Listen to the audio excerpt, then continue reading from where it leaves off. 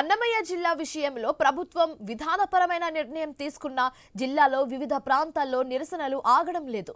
జిల్లా కేంద్రంగా రాజంపేటను ప్రకటించాలంటూ జేఏసీ నేతలు పాత బస్టాండ్ సెంటర్లో రిలే దీక్ష శిబిరంలో అర్ధనగ్న ప్రదర్శన చేశారు.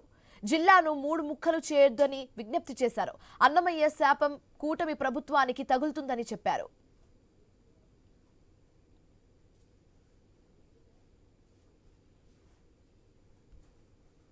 ఈ ఉద్యమానికి మూల కారకులు విద్యార్థులు వేసి గర్వంగా చెప్పుకుంటున్నాము.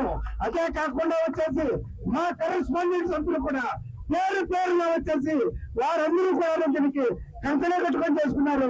కాబట్టి వారికి కూడా మా ధన్యవాదాలు. అదేవిధంగా జేఏసీ సభ్యులైనటువంటి కోడూరు వారికి ప్రతి ఒక్కరికి కూడా మా ధన్యవాదాలు తెలియజేసుకుంటున్నాము.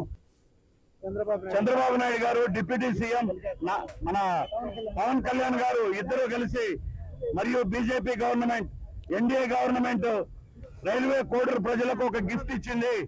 సార్, ఎన్డీఏ గవర్నమెంట్ ఒక్కటే చెప్తున్నా, ఇంతకంటే ఇప్పుడున్నటువంటి కంటే విజయం కంటే 100 రెట్లు ఎక్కువగా రైల్వే కోడూరు ప్రజల తరఫున విజయం సాధించి మీకు రిటర్న్ గిఫ్ట్ ఇస్తాం అని చెప్పి తెలియజేసుకుంటూ రైల్వే కోడూరు ప్రజల యొక్క మనోభావాలను, అంటే గత 18 రోజుల నుంచి ఇక్కడ భౌగోళికంగా మాకు ఇబ్బంది అని చెప్పి మా యొక్క ప్రతి వినతిని మీరు మన్నించి మమ్మల్ని సాక్షాత్తు శ్రీ ఏడుకొండలవాడు వెంకటేశ్వర స్వామి యొక్క పాదాల చెంత చేరినందుకు మీకు అనేక ధన్యవాదాలు తెలుపుకుంటున్నాం.